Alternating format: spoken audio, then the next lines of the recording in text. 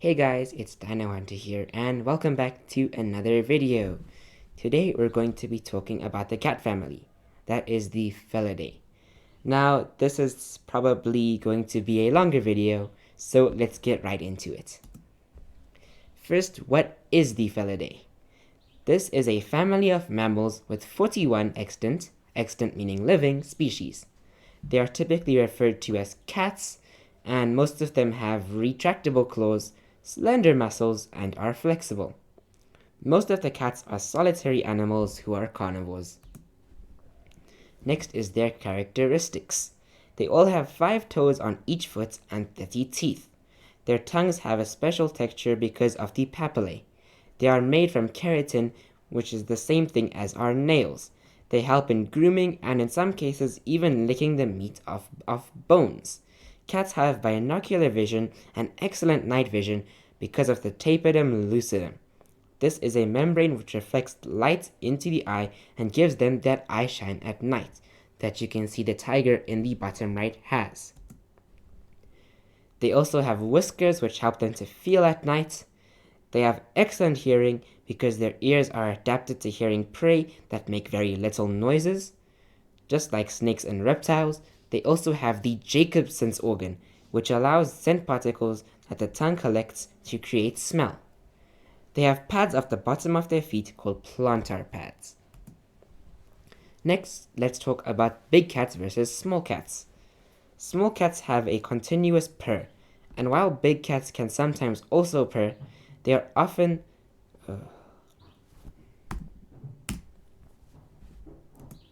Next, let's talk about the big cats versus the small cats. Small cats have a continuous purr, and while big cats can sometimes also purr, they are the only cats that can roar. Big cats are in the family Panthera, while small cats can be in a variety of different families. While some people think that they are, since cheetahs cannot roar, they are not big cats. They are small cats. Of course, just like everything in nature, there are exceptions.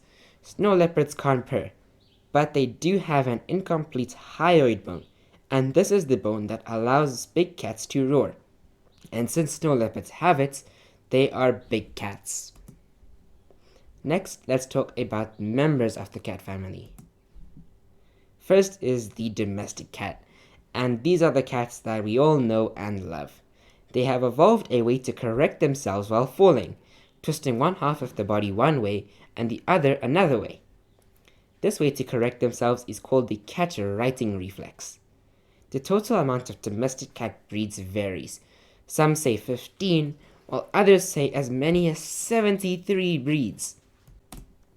Next are cheetahs, and as we all know, cheetahs are the fastest land animal on Earth, running at 98 kilometers per hour, 61 miles per hour.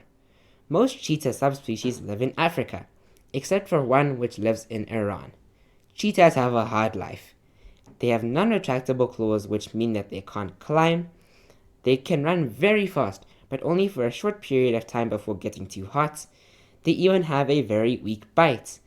Their young even have to imitate honey badgers to avoid getting killed, as honey badgers are just that feisty. Well, I guess that speaks more to just how insane honey badgers are to how bad cheetahs are, but still, that is mental. And at the top right, you can see a cheetah cub looking sort of like a honey badger, with that white fur coat at the top and the rest of the body being darker, just like how a honey badger looks. Next are tigers, and tigers are the largest living members of the cat family, with the Siberian tiger growing from 270 to 330 centimeters, 110 to 130 inches in length. There are 9 subspecies of tiger, 3 of which are extinct. The tiger is an apex predator. It lives alone and its range stretches across a lot of Southeast and East Asia. Although their color doesn't camouflage them for us, in their prey's vision, the tiger's black and orange coloration camouflages them perfectly into the grass. Next are lions, and lions live in Africa, but there is still a population living in the Gir National Park in India. This is the last of the Asian lion population that once inhabited the continent. There are 2 subspecies of lion, Panthera leo melanochaeta Don't worry, I already know I butchered it. You don't have to tell me. Thank you. Is the subspecies with the Asian lion. While white leucistic lions do exist, black lions don't because they wouldn't be able to blend into their environment. You can see in the top right, those are some leucistic lions, and they do still kind of blend into the grass. So they will be able to survive. Next is a jaguar, and the jaguar is arguably the coolest of all cats.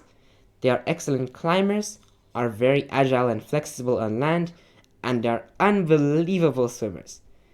All-terrain vehicle, am I right? Jaguars also don't kill their prey with a bite to the jugular like most cats do. Instead, they deliver a bite straight into the center of the head, into the brain. This allows them to hunt animals as tough as the black caiman. And this is because the black caiman's weak point is in between the eyes, and biting into that part of the head goes straight into the brain. So as soon as the jaguar bites the caiman in that place, it's game over. Next is the leopard, and there are 8 subspecies of leopard. Some inhabit Africa, while others inhabit parts of Asia. Leopards are excellent climbers and can drag prey up to 100 kgs up into trees where their meals can't be stolen. Pound for pound, leopards are the strongest of all big cats. Leopards are listed as vulnerable on the IUCN Red List. This is because of habitat loss and people killing them for fur. Next is the jaguar versus the leopard. And if you are in Africa or Asia, it's a leopard. If you are in South America, it's a jaguar. But of course, most of us are not going to see a leopard or a jaguar in the wild, so let's talk about their physical differences.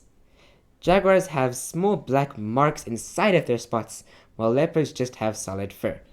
So at the bottom left there, you can see underneath where it says jaguar, you can see that skin has the black outline for the spots, and inside the spots there are small black dots, while the leopard has that black outline, but inside sometimes it's just solid black, or sometimes it's just that other color of fur without the small black dots. Jaguars get much heavier than leopards. The higher end weight of a jaguar can be 158 kg, 348 pounds, while leopards only get to about 90 kg, 198 pounds. Next is the snow leopard, and snow leopards are native to Asia, living in mountains that range from Central to South Asia. It has small ears that help it to reduce heat loss, its thick tail helps it to store fat, and it also serves as a blanket when the snow leopard sleeps. Some of the snow leopard population live in the Himalayas, and in summer they can be found at heights as high as 6,000 meters, 19,700 feet. In winter, they are more commonly found at around 1,200 to 2,000 meters, 3,900 to 6,600 feet. Next is the clouded leopard, and the clouded leopard's range stretches from India to many parts of Southeast Asia. They usually like to live in forests. They are arboreal. Arboreal meaning to live or spend a lot of time in trees, and they are also nocturnal. Clouded leopards can prey on a variety of animals. For example, mammals like porcupines, monkeys, squirrels, and pangolins, all the way to deer. Next is the Sunda clouded leopard. This and the clouded leopard are the last members of the Panthera lineage. It consists of the lion, jaguar, leopard, snow leopard, tiger, and the 2 clouded leopards. Now, the Panthera lineage is what contains the big cats, so all of these cats are big cats. None of the other cats that we're going to talk about in this video are. They have a darker skin and a smaller cloud pattern than the other clouded leopard, and the Sunda clouded leopard's small range only consists of the islands of Borneo and Sumatra. Next are ocelots. The ocelot occurs in various parts of Central and South America. They like forests, savannas, and swamps. Ocelots are most active during the hours after dusk or just before dawn. We call these kinds of animals crepuscular. There are 2 recognized subspecies of ocelots, the larger of which lives in South America. The second one has a more gray fur and lives in the southern parts of the USA as well as parts of Central America. Next is the serval, and servals live all throughout sub-Saharan Africa. They are active during the day and night hours, hunting rats, birds, hares, frogs, and reptiles. Like many carnivores, the serval eats grass. Now, grass is rich in fiber, and high levels of fiber help with digestion. So, eating grass is not a bad thing. That's why many carnivores do it. Next is the lynx. There are 4 living species of lynx: the Eurasian lynx, the Canada lynx, the Iberian lynx, and the bobcat. The largest species of lynx is the Eurasian lynx. It gets from 81 to 129 centimeters, 32 to 51 inches in length, and they can weigh up to 30 kilograms, 66 pounds. The lynx likes all terrains. It is quick on the ground, can hunt well in the trees, and is an excellent swimmer. Lynxes live in forests that generally have a lot of plant coverage on the ground. Next is the rusty spotted cat, and this is the smallest member of the cat family. It grows from 35 to 48 centimeters, 14 to 19 inches in length, and a lot of that is usually tail. It weighs from 0.9 to 1.6 kgs, 2 to 3.5 pounds. I mean, how small is that? The rusty spotted cat is native to Asia in parts around India, and they live in forests and grasslands. Their favorite areas are rocky and covered with vegetation. Next is the cougar. This cat also has the common names of mountain lion, puma, or catamount. This huge number of common names is what gives the cougar the world record for the animal with the most common names. It has 40 just in English alone. Its range stretches from all the way to the bottom of South America to the northern parts of the USA and even various parts of Canada. Cougars live in forests, mountains, and areas that don't have much vegetation. Next is the caracal, and this cat ranges from Africa to parts of Asia like the Middle East, Pakistan, India, and Turkey. Caracals are mostly active during the night, but they can be active during the day. When they are active, they are usually solitary animals. They get from 78 to 108 centimeters, 31 to 43 inches in length, and get 40 to 50 centimeters, 16 to 20 inches in height at the shoulder. Next is the African black-footed cat, and this species of cat is endemic. Endemic means that they only live in to southern Africa in countries like South Africa, Botswana, and Namibia. They are the smallest species of cat in Africa, growing from 33.7 to 50 centimeters, 13.3 to 19.7 inches. The African black-footed cat is a nocturnal animal. They do spend time in the lower parts of trees, but it spends most of its active hours on the ground, and during the day it sleeps in termite mounds.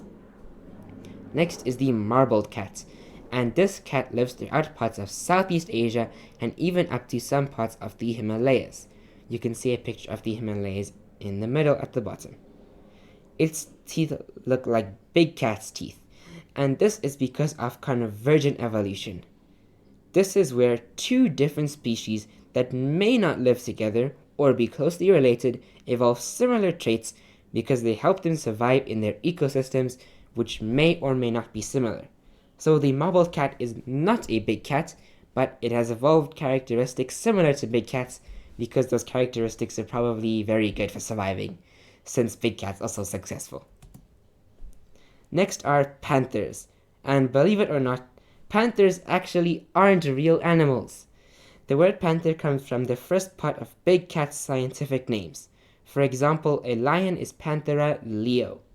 The animal that usually comes to mind when we think of a regular panther is a cougar. You can see a cougar at the top right. And black panthers are usually black leopards or black jaguars. Technically, you could call any of the big cats a panther. So, a tiger can be an orange panther. Next are the saber-toothed cats. And the saber-toothed cats are extinct. Therefore, they are not extant members of the cat family because they are not currently alive. Extant means they are currently living. These big-toothed cats, however, are still part of the cat family. Let's look at some examples. First is the all too famous Smilodon. The Smilodon is the second largest cat to ever live, only being topped by the extinct Panthera atrox. This group of cats is most famous for their huge teeth. You can see that in the bottom right. These were excellent tools that were used to take down prey. To avoid breaking their teeth, these cats bit down and then continuously bit down many more times, with the top jaw having an axe-like motion. Next is Thylacophilus, and these saber-toothed cats were native to modern-day South America. Thylacophilus is special because its teeth may have been even more specialized than the already ridiculously specialized teeth of most saber-tooths. Its teeth were more triangular, long, and slender, unlike other saber-tooths who had more oval-shaped teeth. They probably evolved this as it was more effective at taking down its preferred prey item. Next is the marsupial lion, and this is not a saber-toothed cat or even a cat at all, so it is not part of the cat family. It is a marsupial, like the first part of its name says. Like all marsupials, they had an opposable thumb and a pouch. In addition to this, their forearms were very flexible and strong. They used this along with the hooked claw on that opposable thumb to take down its prey. The presence of those strong forearms may mean that these cats acted similar to the way that leopards do, spending a lot of time in trees. And with that, it brings us to the end of this video. I hope that you guys enjoyed. I hope that you enjoyed looking at the pictures. Now, I may have enjoyed a bit less because I had to re-record this video maybe about 100 times, but that's okay because at least I got to see all the pictures again. So I hope you guys enjoyed, I hope you learned something, and I'll see you guys next time. Bye!